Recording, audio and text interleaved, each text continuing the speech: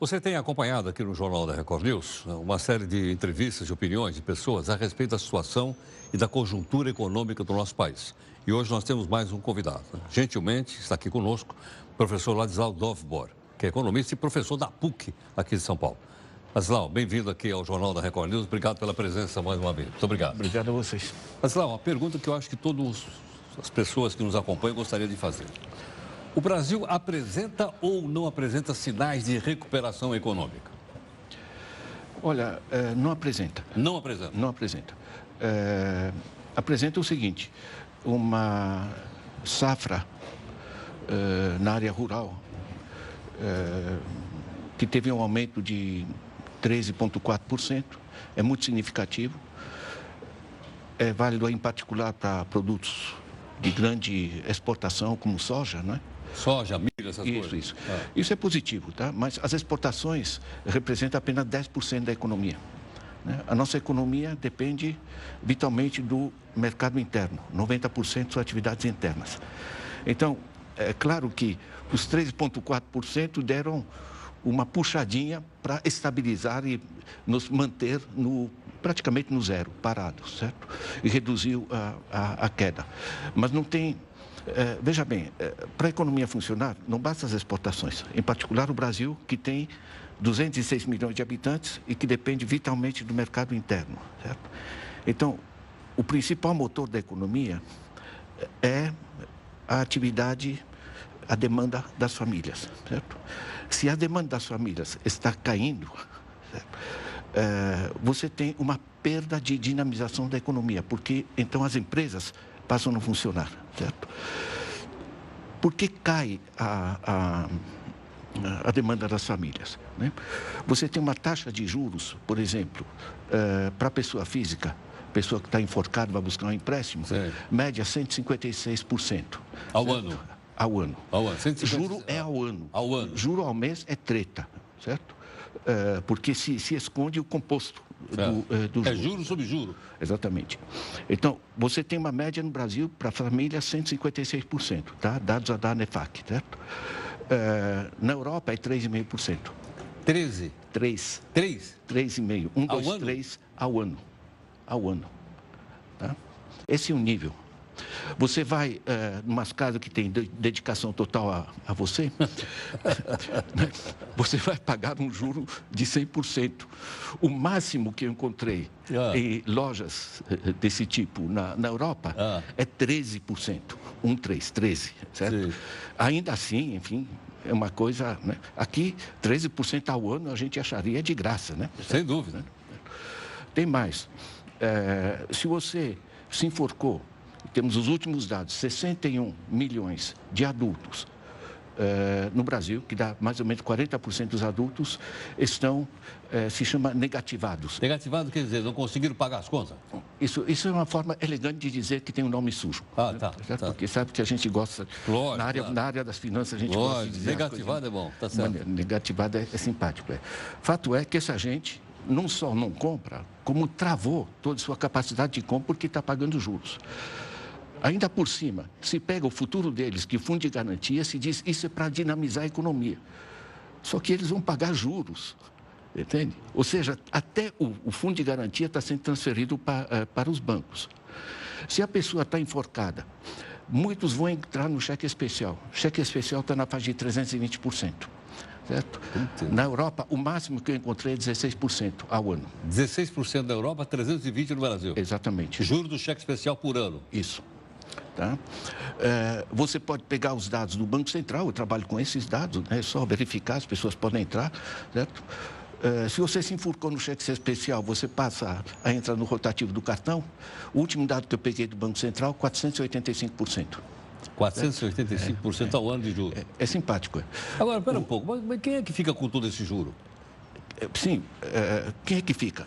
Os bancos e os diversos aplicadores financeiros. Tem uma coisa básica que hoje é um problema mundial, não é só o Brasil. O Brasil não é uma ilha nesse processo de financiarização.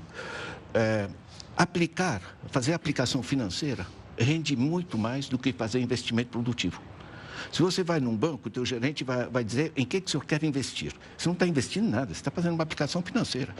Por mais aplicações que rodem, papéis e dólares e não sei o quê, não aparece mais um par de sapato no país, nem mais uma casa construída, certo? Então, você tem um vazio, digamos, de capacidade de dinamização, e isso explica por que nós tivemos 2 anos seguidos uma queda de 3,5%, depois de 3,8% no PIB. No mesmo período, ao ano, os grandes bancos tiveram um aumento da taxa de lucro entre 20% e 30%. Então, isso é uma coisa. O grande tomador de empréstimo no mercado não é o governo? Ele vai lá e fica com 75% do dinheiro que ele pega emprestado?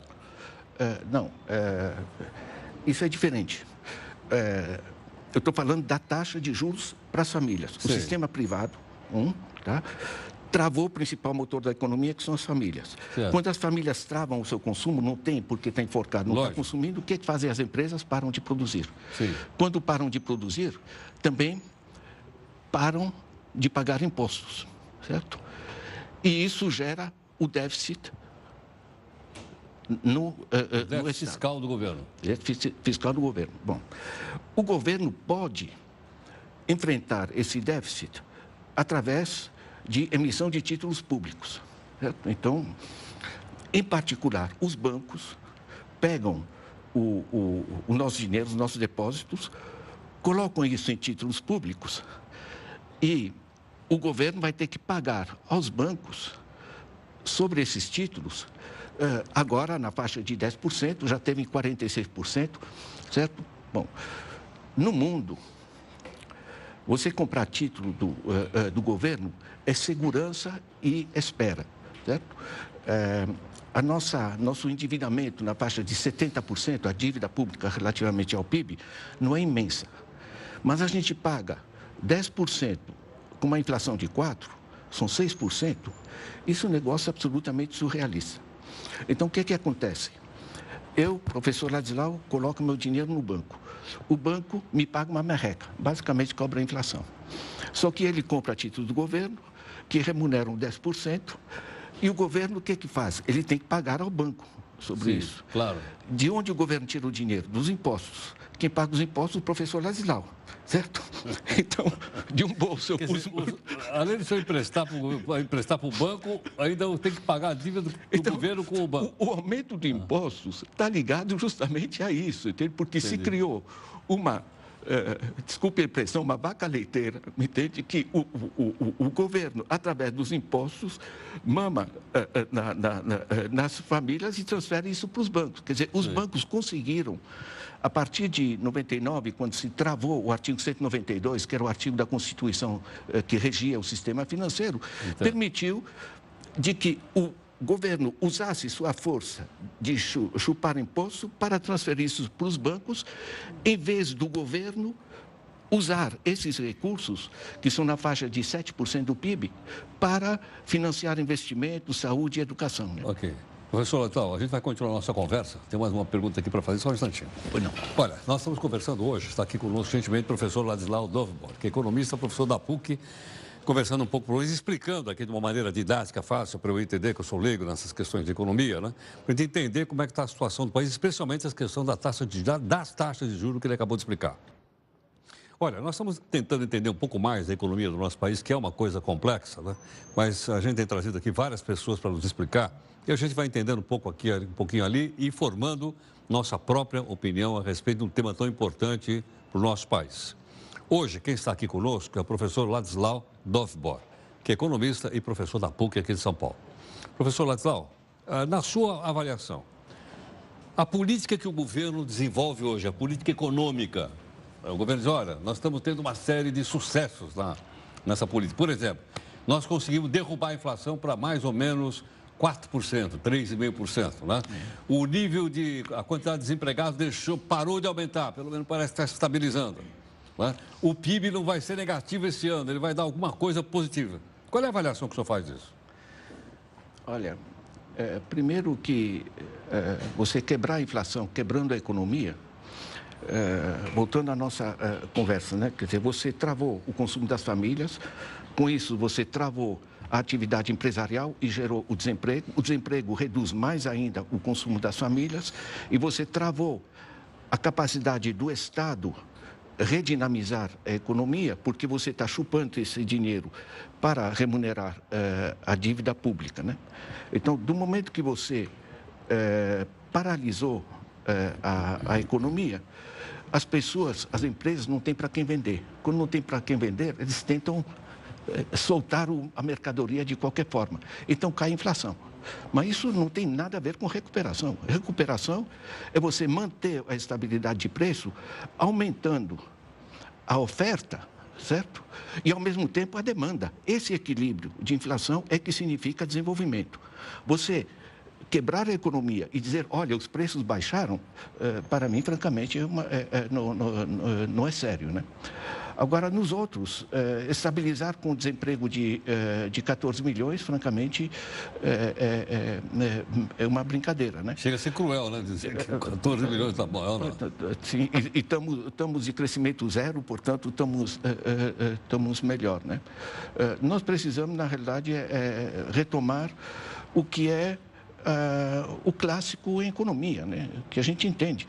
Como é que os Estados Unidos saíram com a política do Roosevelt nos anos 30 da sua crise? Botaram impostos fortíssimos sobre as grandes fortunas, certo? Em particular o capital financeiro, porque é improdutivo, certo? E gosta de ir para os paraísos fiscais.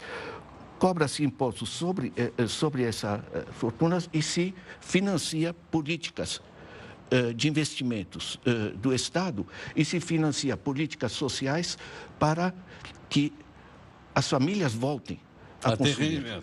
Exatamente. Certo?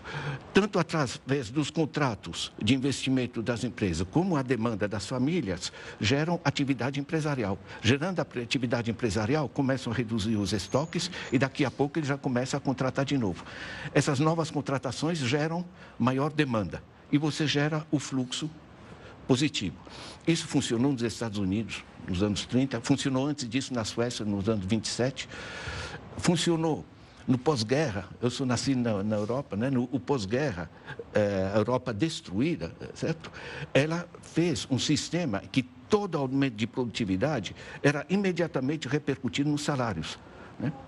E asseguraram um sistema no qual a renda das pessoas não depende apenas do que a gente chama de salário direto, do que você recebe no bolso para compras, mas também da gratuidade e universalidade da educação, da saúde e um conjunto das coisas que a gente chama de salário indireto. Entendo. Certo?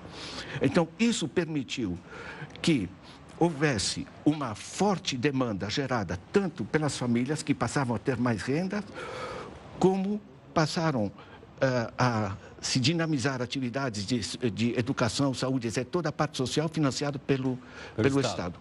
Como isso gera uma massa crescente de atividades econômicas, aumenta os impostos que são captados. E esses impostos permitem de financiar o sistema. E o sistema roda. Isso é ortodoxia econômica elementar. Agora, você fazer o que fazem, entende? Que é dizer, bom, estamos com problema, estamos com déficit. Estamos com déficit muito pior que jamais a Dilma chegou, né? É verdade. Estamos com déficit. Vamos cobrir isso, quem é que vai pagar?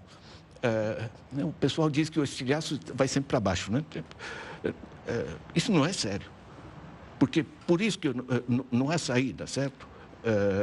Nesse tipo de política. Porque quanto mais você esmaga o andar de baixo, a população, as pequenas e médias empresas, menos você tem capacidade de sair do buraco.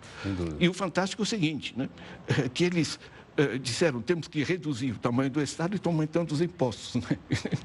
É francamente pouco sério, né? Professor, obrigado pela gentileza. Muito obrigado por ter vindo. Obrigado, senhor. Bom, nós queremos agradecer, então, a participação do professor Ladislau Dovbor, economista, professor da PUC, conversando um pouco mais conosco sobre economia. Eu fico perdido nesse mundo econômico. Mas, na medida que as pessoas vão vindo aqui, vão explicando as coisas para a gente de uma maneira simples, né, a gente vai formando eu formo a minha, você forma a sua opinião a respeito de assuntos importantes como economia, política, enfim, educação e outras coisas que nós temos tratado aqui no jornal.